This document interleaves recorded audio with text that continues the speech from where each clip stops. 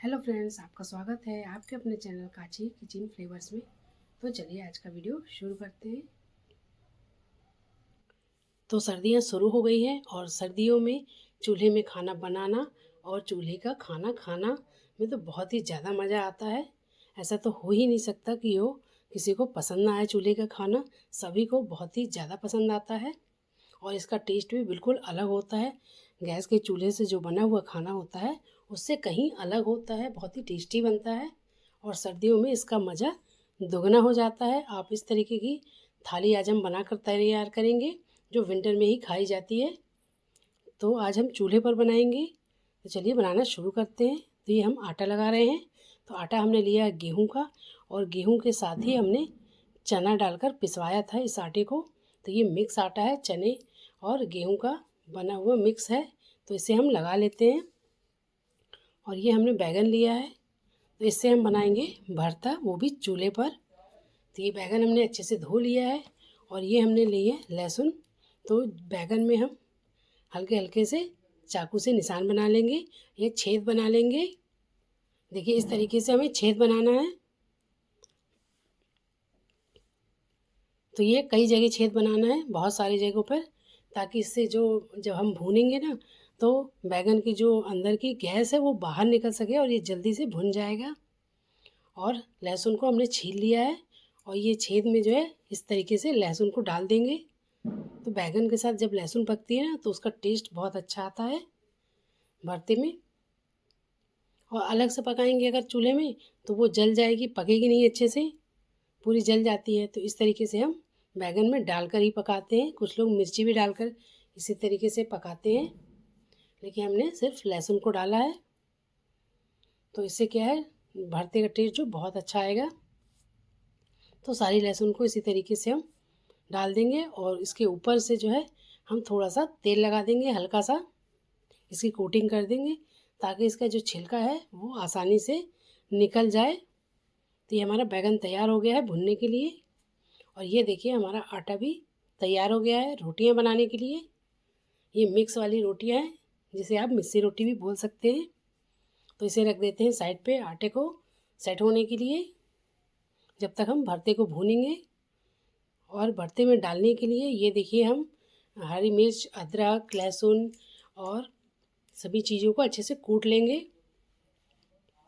हरा धनिया तो हम इसे कूट कर डालेंगे तो भरते में ज़्यादा अच्छा लगेगा, खाने में टेस्ट इसका अलग ही आता है। अगर मिक्सी में पीस देंगे ना तो उसका टेस्ट ज़्यादा अच्छा नहीं आएगा।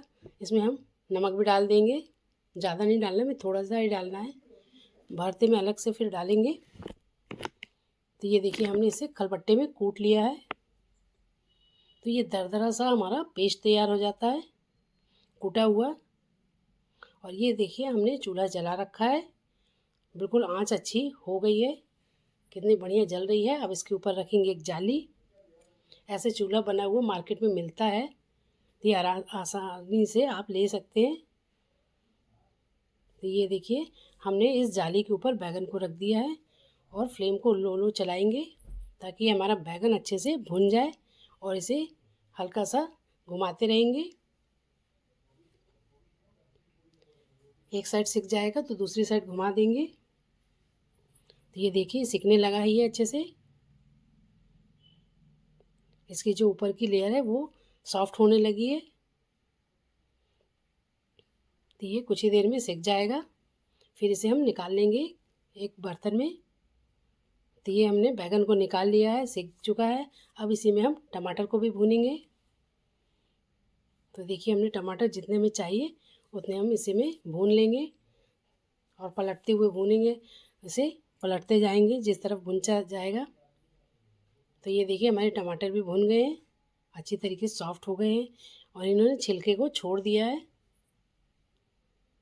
तो इन्हें भी हम निकाल लेते हैं एक प्लेट में। तो हमारा बैगन और टमाटर भुन गया है चूल्हे पर।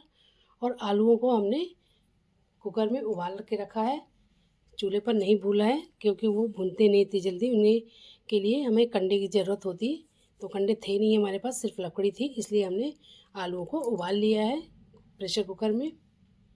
तो ये देखिए हमारा भटा अच्छे से भून गया बैगन और इसे हम छील लेंगे। देखिए हमने ऑयल लगाया था ना, तो ये बड़े आराम से इसका छिलका उतर जाएगा।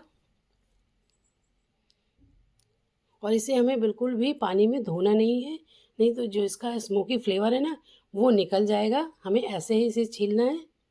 ये देखिए हमारी लहसुन जो हमने लगाई थी ना अंदर छेद करके, वो निकाल लेते हैं। अच्छे से पक गई है ये, पूरा फ्लेवर जो है बैगन के अंदर चला गया है लहसुन का। तो हमने सारी लहसुन को इसी तरीके से निकाल लिया है और फिर इसे मसल लेंगे। तो ये हमने लहसुन को अच्छे से मसल लिया है। अब इस बैगन को भी हमें भरता बनाना है इसका, तो इसे भी हमें मसलना है। तो इसको हम ऊपर का जो पोर्शन है उसे चाकू से कट कर लेंगे, इसके बाद इसे मैश करेंगे। और इसमें हम टमाटर भी मिला देंगे। टमाटर का छिलका उतार के मिलाएंगे। और ये हमारा जाली में भुना हुआ है, तो इसमें राख वगैरह बिल्कुल भी नहीं लगी हुई है, तो धोने तो बिल्कुल ज़रूरत ही नहीं धोने की। चूल्हे का भुना हुआ अगर भरता खाएंगे आप, तो बाकी भरते आप भूल जाएंगे, इतना बढ़िया स्वाद आता है इसका। सभी में बिल्कुल स्मोकी फ्लेवर आता है। और इसके साथ रोटियां भी चूल्हे की अगर मिल जाए तब तो क्या ही कहना। तो इसे भी हम अच्छे से तोड़ लेंगे, टमाटर को भी, और दोनों को अच्छे से मिक्स कर लेंगे, बैगन को और टमाटर को।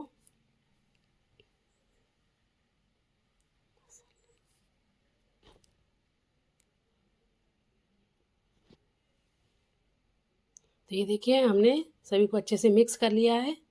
अब इसमें डालेंगे अदरक, लहसुन, मिर्च और हरा धनिया का चटनी जो हमने कूट कर रखा था, तो इसमें डाल देंगे ये कूटा हुआ। अगर मिक्सी में पिसा हुआ डालेंगे ना तो ये दिखेगा भी नहीं, देखने में भी अच्छा नहीं रहेगा और खाने में तो अच्छा रहेगा ही नहीं। अब इसमें हम डाल देंगे नमक टेस्ट के अनुसार, और हमने लिया ये सरसों का ऑयल। अब इसमें डालेंगे हम सरसों का ऑयल डाल देंगे। इसका फ्लेवर जो है भरते में बहुत ही बढ़िया आता है। इसका जो झाग है ना वो जब खाते समय आता है तो बहुत ही टेस्टी लगता है। तो ये हमारा भरता बनकर तैयार हो गया है। अब हम बना लेते हैं दाल। तो ये वही वाली दाल है जो हम दाल बाटी में खाते हैं। तो ये हमने एक पैन लिया है और इसमें डाल दिया है 2-3 चम्मच तेल। तेल को गर्म हो जाने के बाद हम डाल देंगे आधा कटोरी 100 ग्राम करीब मूंगफली। मूंगफली को भून लेंगे। इसमें डालेंगे एक तेज पत्ता, 1 से 2। तो तेज पत्ता हमने डाल दिया इसमें और अच्छे से भून लेंगे। मूंगफली को चटकने तक हमें भूनना है। इसके बाद इसमें डालेंगे बारीक कटा हुआ लहसुन, बारीक कटा हुआ अदरक, बारीक कटा हुआ प्याज। एक प्याज हमने लिया है, 3-4 कलियाँ लहसुन की और 1 इंच अदरक का टुकड़ा। इनको सबको बारीक काट के इसमें डाल देंगे और इसे अच्छे से भून लेंगे। सभी चीज़ें अच्छे से भून जानी चाहिए। इस दाल का टेस्ट भी बहुत ही गजब का आता है। इसमें डाल देंगे 2 सूखी लाल मिर्च। इन सब चीज़ों का जो दाल में फ्लेवर आता है ना तो बहुत ही अच्छा आता है। इसके साथ आप खाएंगे ना बाटी या रोटियां भी खाएंगे तो भी बहुत टेस्टी लगेगी। तो ये हमने 3 टमाटर लिए हैं, बारीक कटे हुए टमाटर हैं, इन्हें भी इसी में डाल देंगे और इसको इसके साथ इसको भी भून लेंगे। टमाटर को भी सॉफ्ट होने तक हमें भून लेना है। तो हम रोटी और भरते के साथ दाल भी बना रहे हैं। तो ये देखिए हमारी आलू उबल गई है, बॉईल हो गई है। अब इसे हम भरते में मिला देंगे, हाथों से मैश करते हुए इसी बैगन और टमाटर के भरते में मिक्स कर देंगे। हमारे यहाँ ये तीनों चीज़ों का भरता एक साथ बनाया जाता है, बिना आलू के नहीं बनाया जाता है। ऐसे ही लोग पसंद करते हैं खाना। तो हमारा भरता बनकर तैयार हो गया है और ये टमाटर भी सॉफ्ट हो गए इस साइड।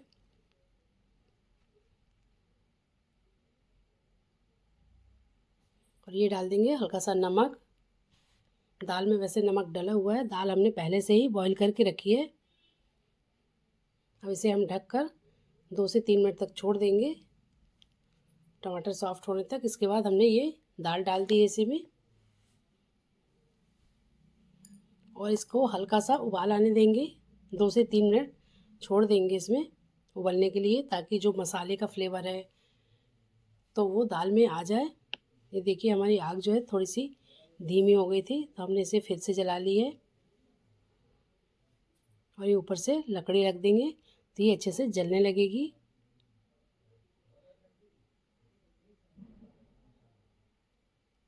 और दाल उबल चुकी है। अब चलिए हमारा दाल और भरता बन गया है, इसे हम सर्व कर लेते हैं। और रोटियां तो हम गरम गरम ही बनाते जाएंगे और सर्व करते जाएंगे। तो ये हमने निकाल ली है दाल। ये दाल की खुशबू बहुत ही अच्छी आ रही है। अब निकाल लेंगे भरता।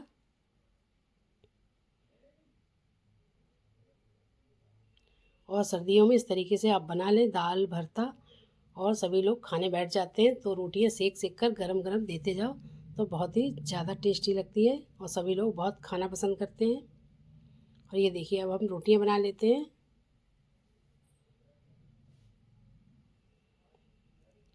ये चूल्हे में बनाई हुई रोटियां भी बहुत ही अच्छी लगती हैं।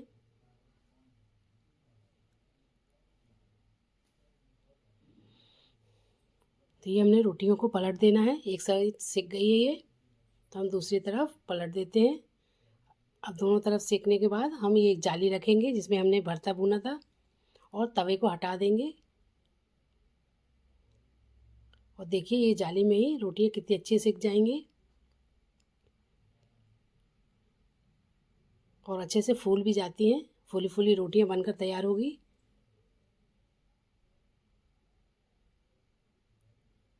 आप इस तरीके से बनाएंगे ना चूल्हे में तो ठंड भी नहीं लगती है और बनाने में भी मज़ा आता है और खाने में तो आता ही है, बनाने में भी अच्छा लगता है। तो देखिए हमारी रोटी भी फूल गई है और दोनों तरफ से कितनी बढ़िया सिक गई है। अब रखते हैं हम इसे थाली में और रोटी सेक लाते हैं। तो ये हमने तवा फिर से चढ़ा दिया है। अब इसमें हम रोटी बेलकर डाल देंगे और ये हल्की सी सेकने के बाद इसे हम पलट देते हैं। आधा सिक जाने के बाद ही हम पलटेंगे, जल्दी से नहीं पलटेंगे। और फिर दूसरे साइड भी सेकने के बाद हम जाली में रखकर सेकेंगे। देखिए कैसे फूलती जा रही है, कितनी बढ़िया फूल रही है। ये देखिए गुब्बारे जैसे फूलती जा रही है, फूलती जा रही है, कितनी बढ़िया फूल गई है। बहुत ही बढ़िया सिक गई है रोटी। चलिए इसे भी निकाल लेते हैं हम।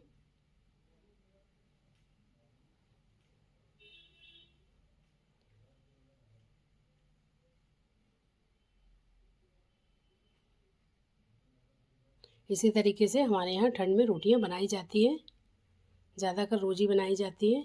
तो ये आ गई हमारी थाली में रोटियाँ। अब इसे हम सर्व करेंगे रोटी में घी लगा करके। अब इसमें हम लगाएंगे घी, बिना घी के नहीं सर्व करेंगे, घी के साथ ही अच्छी लगती है। तो इसमें हम लगा देंगे घी और गरम गरम रोटियों में ही लगाएंगे ताकि पूरा घी मेल्ट हो जाए।